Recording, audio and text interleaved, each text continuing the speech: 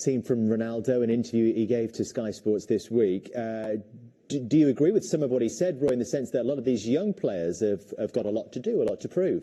Yeah, of course. I don't think any player should have a problem if Ronaldo is making points to him. Obviously, you can tell him face to face, but sometimes you have to do it through the media. But you hope these young players are looking at Ronaldo and looking at some of the senior players. The word I would use at any club, particularly the big clubs, is what's the culture? What's it like at the training ground? Are these young players, Sancho and Rashford and Greenwood and all these, but still looking at some of the senior players, and you hope the senior players are setting a good example. Maybe all of them aren't, and maybe these young players aren't so quick to do a little bit extra afterwards, and these are all the fine details you have to improve on.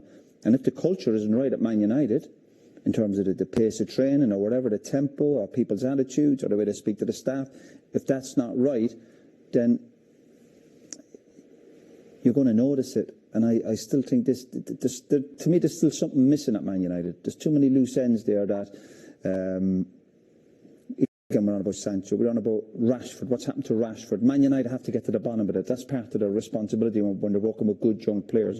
Rashford, for example, Rashford has done amazing things over the last few years. Amazing, on and off the pitch.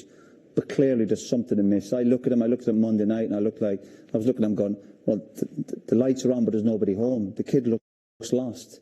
There's something amiss. Sometimes we throw at young players, it's confidence. It might be anything to do with the football pitch. There might be something going on off the field, and the club have got to help them, or the senior players have got to help young players. So there's plenty of, I said it earlier, there's plenty of miss at Man United at the moment, and that needs to be fixed.